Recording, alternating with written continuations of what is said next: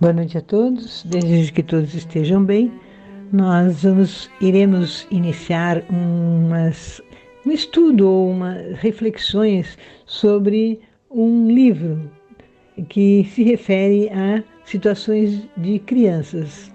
Serão citados fatos com diferentes crianças e que são motivos para nossas reflexões sobre as ocorrências que ocorrem com ela e possibilidades de solução. Essas vivências podem ser úteis ainda nos dias de hoje para certas dificuldades que surgem na infância e na juventude. O livro foi escrito por Hermínio Correia Miranda. Um dia, o autor deste livro estava conversando com um amigo e, em meio à conversa, pergunta a ele se ele não poderia escrever, que ele poderia escrever um livro sobre crianças. No mesmo instante, ele respondeu que não sabia nada de criança, mas depois ele concluiu que poderia sim escrever um livro sobre crianças. E o autor escreve na contracapa deste livro. Eu vou ler um trecho para termos uma visão geral do livro. Em intensidade maior ou menor, estaremos sempre abertos a certo grau de influenciação alheia, mas em nenhuma fase é tão evidente essa predisposição como na infância. Daí a grave responsabilidade de pais, tutores, orientadores e educadores de crianças, que poderão ser estimuladas a dar importante passo à frente, desenvolvendo faculdades e potencialidades que trazem em si mesmas, como também poderão ser estimuladas a dar importante passo à frente, desenvolvendo faculdades e potencialidades que trazem em si mesmas, como também poderão estacionar na ociosidade ou até mesmo recair em situações que já poderiam ter sido superadas se lhes fossem incutidos os hábitos adequados de vida, as motivações certas, o sadio propósito de caminhar no sentido de realização pessoal, como espírito, na ampla e luminosa perspectiva do processo evolutivo. Vou pular um trecho do texto da contracapa, que está na contracapa, para não alongar demais. Esta parte refere-se às mudanças no ritmo familiar e na reorganização da casa, que geralmente ocorre quando chega um bebê. Continuando a leitura. Nossos filhos são espíritos, é uma reflexão acerca da infância do ser humano na Terra. As crianças são pessoas adultas, vividas, experimentadas e dotadas, às vezes, de maior capacidade intelectual e maior bagagem cultural do que muitos de nós. A dificuldade que experimentam nos primeiros anos de vida na carne é apenas de movimentar satisfatoriamente sua maquininha de viver na Terra, que só fica pronta para funcionar aí pela adolescência e nas suas melhores condições lá pela maturidade. Não poucos anos são consumidos em adaptar-se a esse corpo, à espera de que possa responder adequadamente aos comandos da mente que a ele se acoplou no início da gestação. O aprendizado é lento e difícil, pois envolve complexidade muitas, ditadas pela necessidade de adaptação ao meio, desenvolvimento de um correto sistema de comunicação, formação cultural, recuperação de habilidades físicas e mentais, bem como uma técnica de convivência com os seres junto aos quais fomos colocados. Então é interessante, pensarmos nisso, que a criança ela tem que se adaptar àquele corpo, aprender a movimentar, mobilizar aquele corpo. Continuando a leitura. O importante na tarefa de administrar o relacionamento pais-filhos está na convicção nítida da realidade espiritual, ou seja, a de que trazemos em nós um vasto e pouco explorado universo inespacial, extremamente rico em potencialidades, cujo conhecimento muito poderá ajudar-nos a entender melhor aquilo a que poderíamos chamar de o ofício de viver. O Sr. Jorge Andréa dos Santos fez a apresentação do livro assinando no Rio de Janeiro em 24 de janeiro de 1989. Então agora nós vamos iniciar o primeiro capítulo, né, deste livro, Nossos Filhos são Espíritos, escrito por Senhor Hermínio de Miranda. Olhos de ver, o título do capítulo é Olhos de ver e olhos de olhar. O doutor Pimentel cortou o cordão umbilical, enrolou a criança em uma toalha. Era uma menina, colocou-a cuidadosamente de bruços e passou a cuidar da mãe, exausta e dolorida. Eu tinha 23 anos de idade e pela primeira vez na vida agitavam-se em mim as poderosas emoções da paternidade, com todas as suas perplexidades, complexidades e expectativas. Aproximei-me do pequeno embrulho sobre a cama para olhar de perto minha filha. Pensava, talvez, encontrá-la cochilando, a sonhar ainda com os mistérios de suas origens. Foi uma surpresa observar que tinha os olhinhos escuros bem abertos, atentos e acesos a me contemplarem de maneira enigmática e inquisitiva. Lembro-me perfeitamente das ruguinhas traçadas na testa exígua pelo esforço que fazia ao levantar a cabecinha careca, como se perguntasse a si mesma: será que esse sujeito vai ser um bom pai para mim? Cadê minha mãe? E agora? Que vão fazer comigo? Quanto tempo vou ficar aqui enrolada neste pano? É o autor imaginando o que a criança poderia estar pensando e falando. Quanto a mim, não me recordo dos pensamentos que transitavam pela minha mente, mas sei que eram muitos e desencontrados. Acho mesmo que tinha tantas perguntas quanto ela, talvez mais, não sei. Uma coisa era certa, Ana Maria acabava de chegar. Eu sabia o nome dela porque já o havíamos escolhido com a devida antecedência. Embora houvesse um nome masculino de reserva, de certa forma eu sabia que seria uma menina. Mistérios esses que hoje entendo melhor do que então. Que ela chegara, não havia dúvida, pois estava ali, olhos curiosos, prontinha para começar a exploração do novo mundo em que viera viver. Minha dúvida era outra, ou seja, de onde vinha aquele ser? A lógica me dizia que se chegara aqui é porque partira de algum lugar onde estava antes de vir. Onde, porém, aprendera eu em tempos agora remotos da infância que Deus criava uma alma novinha em folha para cada criança que nascia, mas eu tinha já muitas dificuldades com essas e outras informações.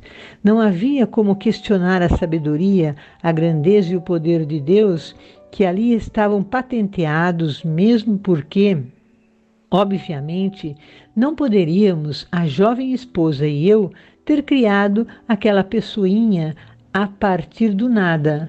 Eu aprenderia mais tarde que o ser humano descobre coisas, mas não as cria, nem as inventa. E nós, certamente, não havíamos inventado aquele embrulhinho morno de gente que atentamente me espiava.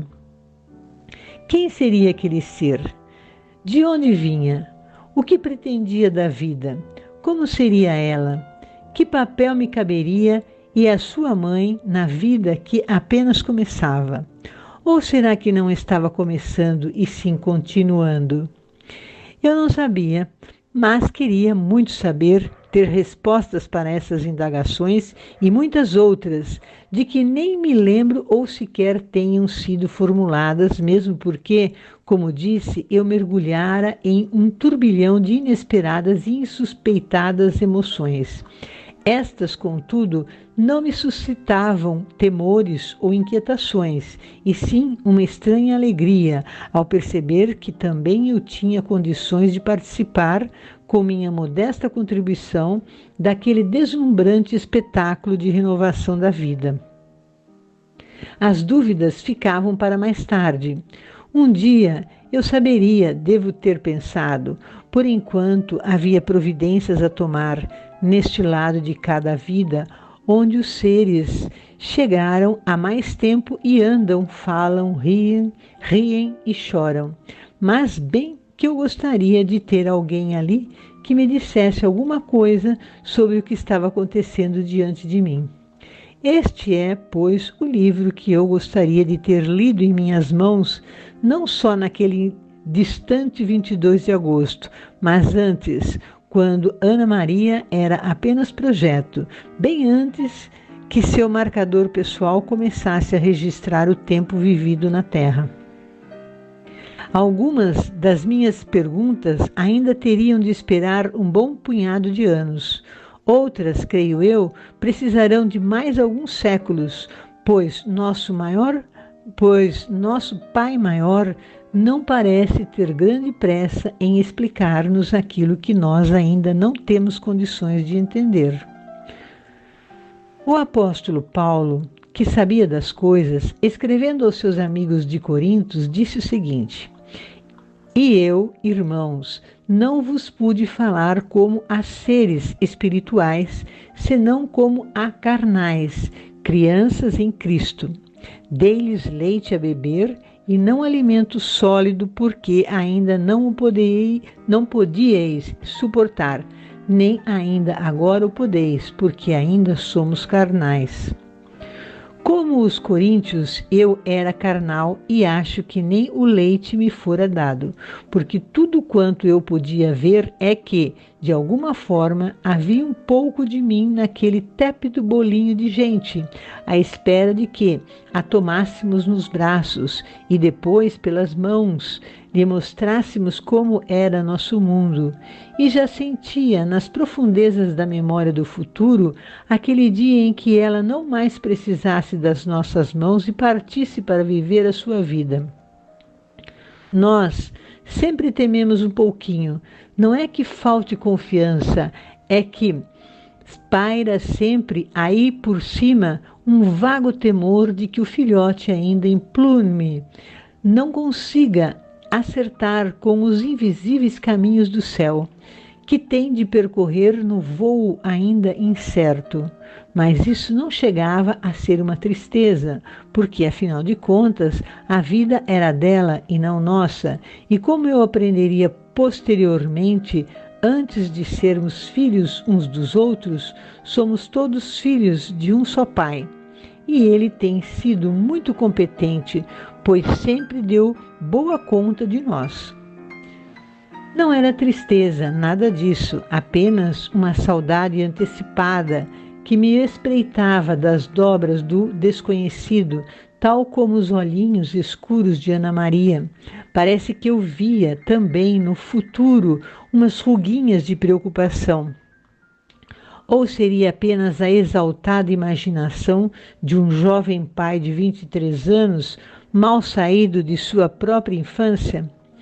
Seja como for, de alguma forma misteriosa e inarticulada, pois não tinha palavras para expressar tudo aquilo, eu confiava em Deus e na menina dos atentos olhinhos, como também confiaria em duas outras pessoas que, sem eu saber, estavam à nossa espera do outro lado do véu, que, àquela altura, me ocultava importantes mistérios da vida. Deus não julgara oportuno revelar-me coisas para as quais eu ainda não tinha olhos de ver. Meus olhos eram apenas de olhar. Nem Deus, nem meus filhos me decepcionaram, porque muito me ensinaram desde então, mas às vezes penso que as coisas teriam sido mais fáceis se eu tivesse lido algo parecido com este livrinho que o leitor tem agora em suas mãos. Só que, se assim fosse, eu não teria tido a alegria de escrevê-lo e não estaria hoje tão grato a Deus por ter me permitido fazê-lo. E a Ana Maria, Marta e Gilberto por terem me ensinado muitas das coisas que nele foram colocadas e que, sem eles, teriam passado despercebidas ao desatento olhar do apressado viajor. O segundo capítulo é uma continuação em que o autor continua refletindo sobre os filhos, sobre a criação, E nós vamos entrar nesse segundo capítulo, que ele é mais longo que o primeiro, então talvez não dê para ler o capítulo todo. E nós vamos iniciar esse segundo capítulo, cujo título é Coisas para Desaprender. Iniciando a leitura. As crianças não vêm com esses bem acabados folhetos impressos que explicam minuciosamente como funcionam os aparelhos que adquirimos nas lojas. Não trazem um manual de instruções que ensine como devemos abrir o pacote, tirar o aparelho da caixa, instalá-lo e fazê-lo funcionar. Também não trazem certificado de garantia que se possa apresentar ao representante autorizado, juntamente com a nota fiscal, caso haja algum defeito de fabricação. Dizem até que um jovem pai que acabara de retirar mulher e filho do hospital levou-o de volta para reclamar porque ele estava com um vazamento. Continuando, com o tempo vamos aprendendo a resolver os pequenos problemas que surgem. E os grandes também, se e quando surgirem, nós nos valemos da experiência dos mais velhos, geralmente uma das avós ou ambas, tias, vizinhas e naturalmente dos médicos, quando a situação assim exige. Para facilitar as coisas, comprei o livro de um famoso pediatra da época, que substituía razoavelmente bem os manuais de instruções que acompanham os eletrodomésticos de hoje e ajudam a solucionar ou prevenir alguns dos enguiços mais comuns. Enguiços ele colocou entre aspas, né? Que são as dificuldades que os pais têm que resolver com as crianças, né? E aqueles que têm experiência podem esclarecer. Recebíamos dele ensinamentos minuciosos sobre a maneira de cuidar do bebê durante seus primeiros dias de vida. O banho, o sono, a roupa, a alimentação, bem como a interpretação de certos sinais típicos que marcam as diferentes etapas de desenvolvimento, que seriam os primeiros passos, os dentinhos de leite, o peso, a altura, hábitos de higiene e inúmeros outros indicadores.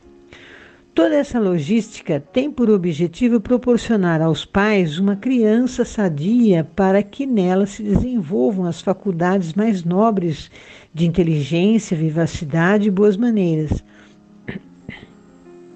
Para que ela seja, enfim, uma pessoa útil a si mesma e à sociedade na qual está começando a viver e na qual vai se envolvendo cada vez mais na escola, em seus diversos níveis e depois no trabalho, no relacionamento com a família, com os amigos e tudo mais. Realmente, todos esses elementos são da mais alta relevância e de imensa aplicação naquilo que constitui praticamente um projeto, que é o de criar uma criança proporcionando-lhe todos os elementos possíveis a uma vida decente, equilibrada, normal e feliz. Isso tudo é apenas parte do problema, uma vez que continuam sem resposta numerosas questões que podem ocorrer à mãe ou ao pai da criança. Em suma, temos livros de obstetras, psicólogos, psiquiatras e pediatras, mas onde encontrar obras escritas por espiritiatras? Ele brincou com as palavras, né? São pessoas do espiritismo, né?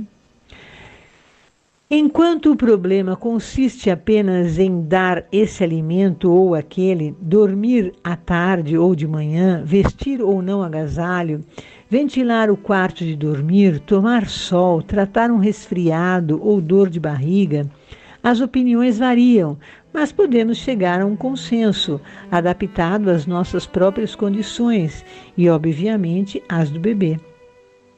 Acabamos acertando com um alimento que melhor concorda com ele, como dizem os americanos, ou com seus hábitos de repouso e atividade, bem como o tipo de roupinha que melhor lhe convém. Mas, e ele mesmo, como pessoa humana, como individualidade, como é? Porque é temperamental ou apático, O que o faz pacífico e sereno ou agitado e mal-humorado? Porque ele gosta de algumas pessoas e não de outras, está se referindo aos bebês, né? Porque chora tanto ou não chora, a não ser excepcionalmente? Porque custa tanto a falar ou a andar ou a aprender a ler? E mais tarde, porque gosta de matemática e não de línguas ou vice-versa? E acima de tudo, quando se tem 2 ou mais filhos, por que são tão diferentes entre si, uma vez que gerados todos a partir do mesmo conjunto de genes e criados no lar, sob idênticas ou muito semelhantes condições?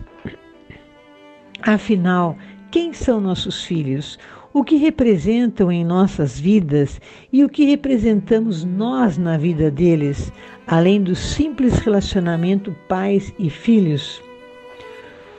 Longe de respostas mais claras e objetivas, ou pelo menos de hipóteses orientadoras, o que observamos no dia a dia das lutas e alegrias da vida é uma coletânea de clichês obsoletos, ou seja, ideias preconcebidas e cristalizadas que de tão repetidas assumiram status de verdades inquestionáveis que vamos aceitando meio desatentos, sem procurar examiná-las em profundidade.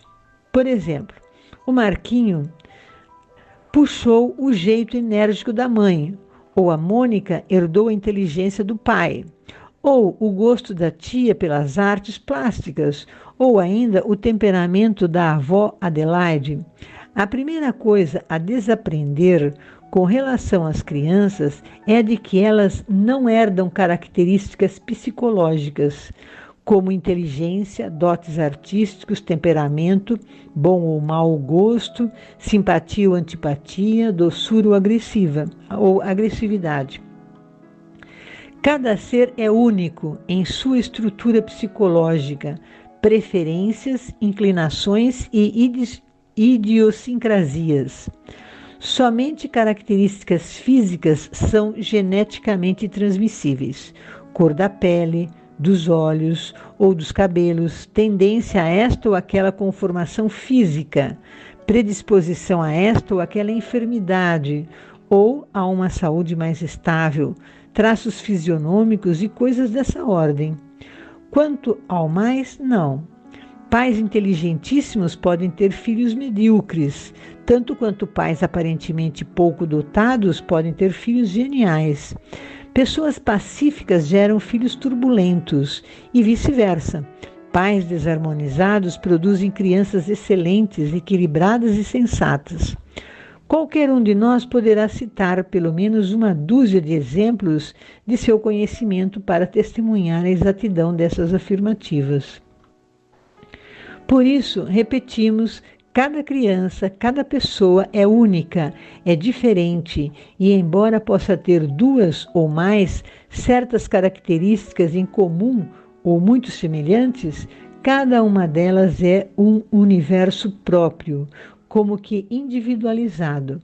Até mesmo gêmeos univitelíneos, ou seja, gerados a partir do mesmo ovo, trazem na similitude de certos traços físicos diferenças fundamentais de temperamento e caráter que os identificam com precisão, como indivíduos perfeitamente autônomos e singulares. Vamos logo, portanto, definir um importante aspecto. 2 pontos. Os pais produzem apenas o corpo físico dos filhos, não o espírito ou alma deles. Outra coisa convém desaprender logo para abrir espaço para novos conceitos, mais inteligentes, racionais e competentes acerca da vida. Esses espíritos ou almas que nos são confiados, já embalados em corpos físicos, que nós mesmos lhes proporcionamos através do processo gerador, não são criados novinhos, sem passado e sem história. Eles já existiam antes, em algum lugar, têm uma biografia pessoal, trazem vivências e experiências e aqui aportam para reviver e não para viver. Estão, portanto, renascendo e não apenas nascendo. É espantosa a reação que esta ideia simples e genuína tem encontrado para impor-se como verdade que é. O próprio Cristo ensinou que João Batista era o profeta Elias renascido, embora não reconhecido pelos seus contemporâneos.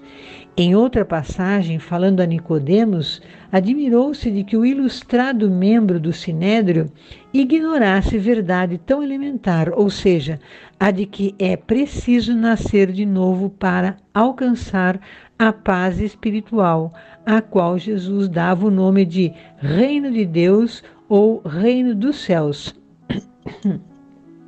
Eis, portanto, a pura, simples e inquestionável verdade. Nossos filhos, tanto quanto nós mesmos, são seres humanos que já viveram antes, trazem em si todo um passado mais ou menos longo de experiências, equívocos, conquistas, realizações e, consequentemente, um programa a executar na vida que reiniciam junto de nós, da mesma forma que não nos desintegramos em nada ao morrer, também não viemos do nada quando nascemos de novo na carne. Tudo é continuidade, etapas que se sucedem em ciclos alternados aqui e ali.